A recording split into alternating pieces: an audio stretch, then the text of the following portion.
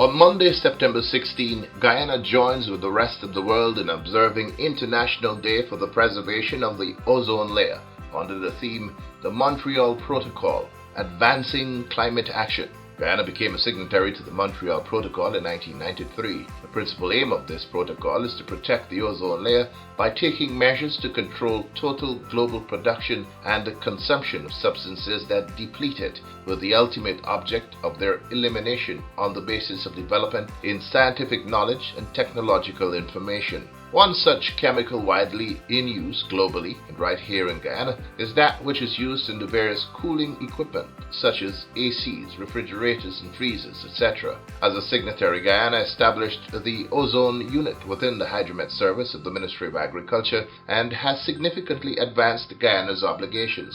Chief Hydromet Officer of the Hydromet Service, Dr. Garvin Cummings, elaborates on the protocol and Guyana's successes in phasing out the offending gases. Guyana in 2010 was scheduled to phase out completely the use of chlorofluorocarbons, but in fact 2 years ahead of schedule we were able to do so. Having phased out CFCs, or chlorofluorocarbons, we then move on to the phase out of hydrochlorofluorocarbons, or HCFCs. We're currently in the stage now where we're in fact phasing out those gases. In 2016, countries across the globe agreed to amend the Montreal Protocol and in fact embraced what is known as the Kigali Amendment.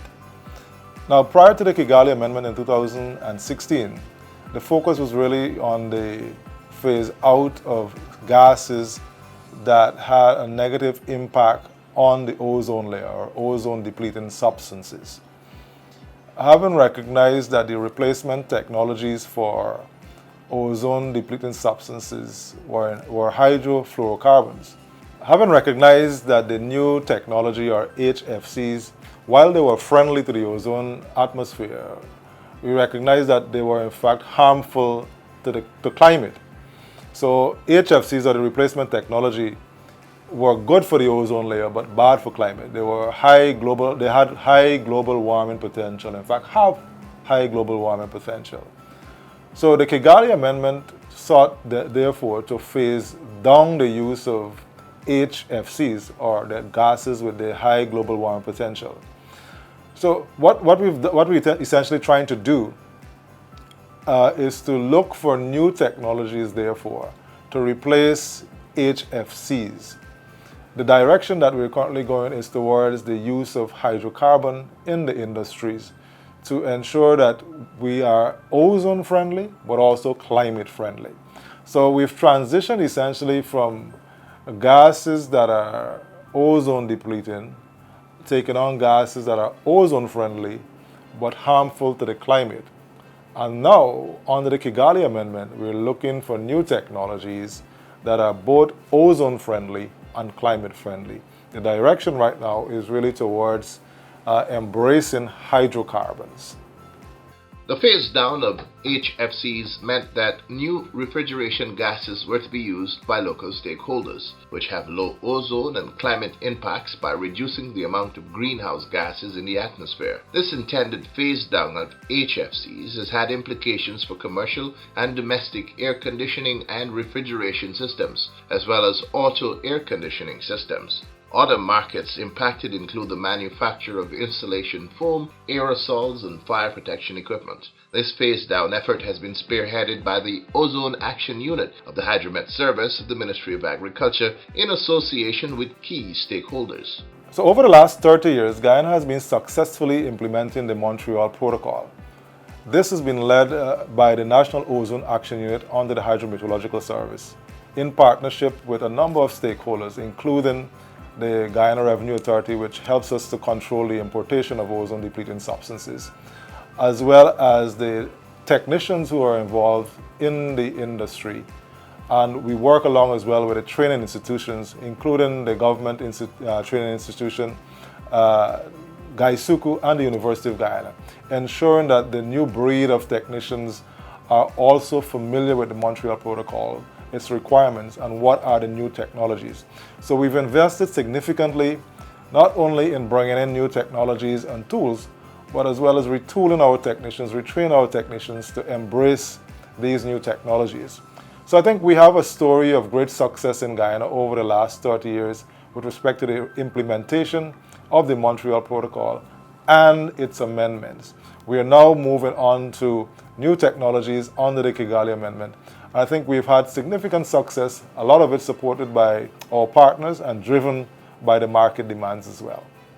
Head of the National Ozone Action Unit, Mr. Zainul Rahman, explained that over the last years there has been significant buy-in by local stakeholders that has now resulted in more than 50% of the air conditioning sector being in compliance with the international requirements for gases that are both ozone and climate friendly. It is in this regard that the role of the unit has been exemplified.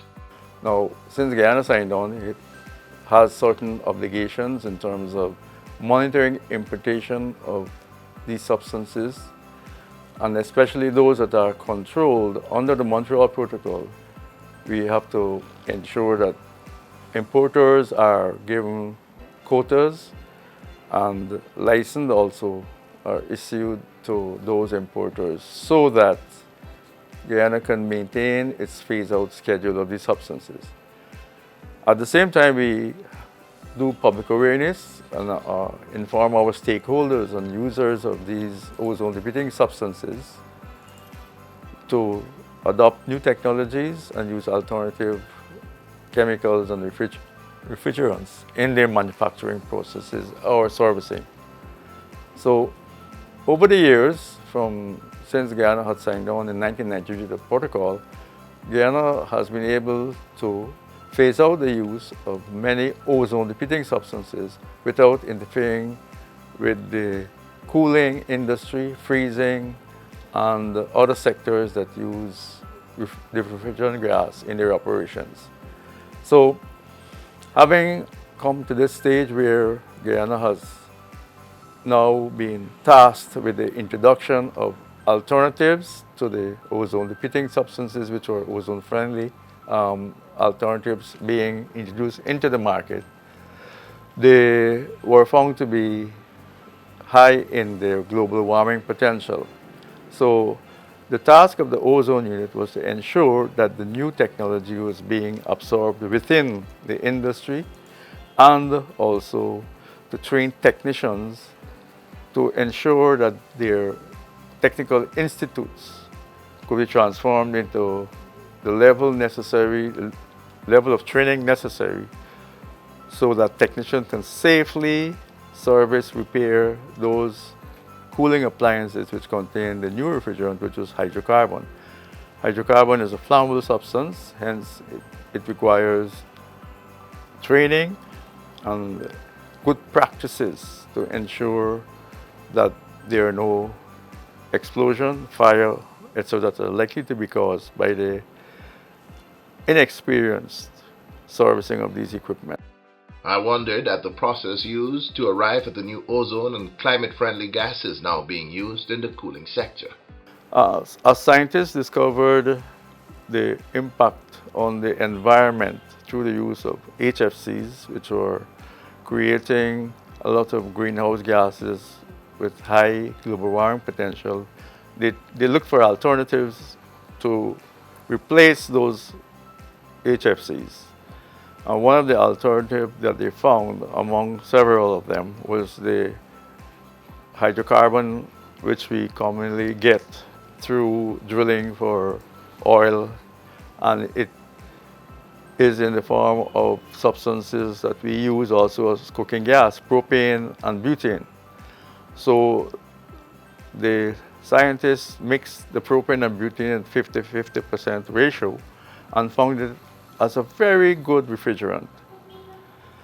And thus it was introduced into the technology to fill the need for continuous cooling.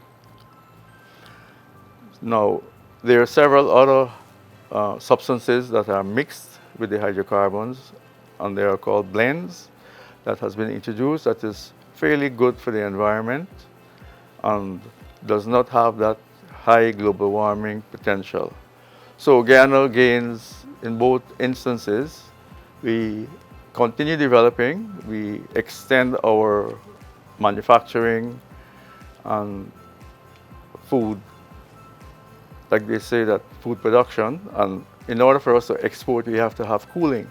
So we can expand our cooling with these safe gases, which is good for the environment. And at the same time, whilst we are using cooling that requires energy, these gases and in the appliances require less power to make the substance cool and freeze. So all in all, the transition to the new technology is a win-win situation for Guyana. And this is where the Kigali Amendment comes in to the Montreal Protocol. The Kigali Amendment seeks to phase out the use of HFCs and assist countries in introducing the new technology of hydrocarbon to maintain their growth and development. A critical partner in the effort to ensure compliance with the new requirements for air conditioning equipment and gases being imported is the Guyana Revenue Authority, which polices imports in this regard. Under the Trade Act, a regulation was put in place to control the importation of ozone-depleting substances. So we had training done with the Guyana Revenue Authority because they're the first person that will come into contact with imports. So we had training with them, and we explained to them how the Trade Act operates and the regulation should be implemented under the Trade Act. So whilst we will have to continue operating our cooling industry and satisfying the needs and phasing down the substances that were bad for the ozone layer, we had to control it by having the custom officers trained and looking for the permits that the importer will have to produce so that Guyana can maintain its phase-out schedule and compliance. Now, custom officers generally are the first person that will examine any good imported into the country. So having that information, they will look into the containers, they will look at all the appliances. And these appliances were coded so that when customs see that HS code being applied to an equipment or freezing, cooling, or the substance indeed, they will contact the ozone unit or send the broker to the ozone unit. So the ozone unit now will dispatch staff and examine the shipment and ensure that it is allowable entry, because we have to be very careful with the equipment coming in containing ODS and also shipments of substances that are ozone depleting. Another partner in the effort to encourage compliance is the Guyana Customs House Brokers Association. Its president is Mr. Colin Moore. He explained the role of his organization. Our relationship with the National Ozone Unit of the Ministry of Agriculture is a very strong relationship. We, as you know, as licensed custom house brokers, are tasked with the responsibility of making commercial and also personal declarations for clients through the ASICUDA system, which is an online-based system. It is paramount for us as licensed brokers to know the ramifications of not only the ozone unit, but the other units around the country, the other agencies that perform these tasks of regulating dangerous goods that are affecting the ozone layer, as in this case, and also can be hazardous to human health. We see ourselves as brokers as being the professionals who are tasked with that responsibility of classifying the goods correctly. Once these goods are classified correctly, they will hit the ozone unit, who are tasked with that responsibility of examining that equipment or that product to ensure that it meets the current standards and that are enforced right now, that ensures that there is minimal effect on the ozone layer, if any. We as brokers, we advocate and tell importers to use licensed custom house brokers because we would do the right things. We are trusted by the agencies such as the OZONE unit. They have relationships with us. They know that they can count on us to bring those declarations to them. And also we can advise clients beforehand what are the expectations. And in some cases we can advise if these gases will be allowed or not. We can act as an agent and a go-between between the importer and the OZONE unit to provide that advice on some instances where we're not familiar with the product, that we can ask for advice on whether it's allowable or not. Mr. Moore noted that most of the new air conditioning and refrigeration equipment now being imported are already equipped with the compliant gases and as such does not require any conversions. The National Ozone Action Unit of the Hydromet Service, an agency of the Ministry of Agriculture, has organized a number of activities to mark this year's International Ozone Day, set for September 16, that's Monday. These activities include sensitization programs on radio and television, visits to schools, and the distribution of pamphlets on the importance of the ozone layer and climate as it relates to life on Earth. Agriculture Minister Zulfikar Mustafa, in an invited comment on this year's observance, said the government of Guyana remains committed to its responsibilities under the Montreal Protocol and the Kigali Amendment. On this World Ozone Day, September the 16th, we are not only celebrating the achievements to date, but also look to the future for the deeper and faster action under the Montreal Protocol, deeper and faster for the ozone layer, but above all for people, for climate, and for the planet. Guyana has been able to maintain compliance to the Montreal Protocol, meeting its phase-out schedule of the last HCFC, that is R22 used in the refrigeration and conditioning sector. The resources that were received through the Multilateral Fund Secretariat was used to assist with the institutional and strengthening by supporting the establishment of a National Ozone Action Unit, which implement a number of measures to help us to improve the ozone layer.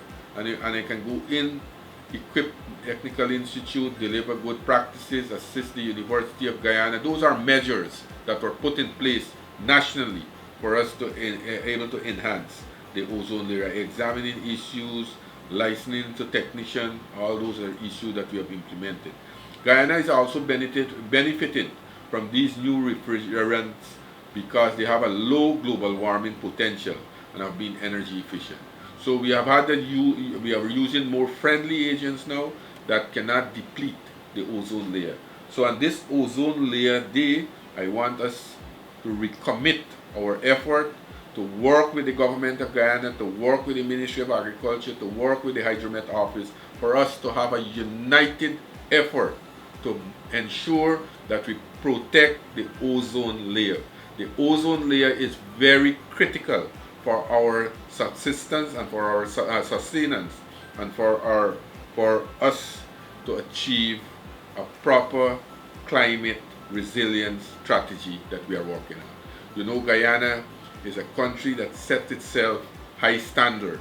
We are now leading in climate change with our LCDS, revised LCDS 2030. We are able to move, Guyana is able to lead in this direction. And on this World Ozone Layer Day, I want to reiterate the government commitment in ensuring that we protect our ozone layer. This support Guyana in reducing the CO2 emission while developing and meeting the expanding need in the agriculture, housing and hospitality sector, and also contributing in meeting its goal under the low carbon, as I said, the low carbon development strategy. So on this very important day, let us recommit ourselves to ensure that we protect our ozone layer. We do all in our effort Our action must determine the success. So let us cooperate, let us work with the government, let us form that partnership to protect our ozone.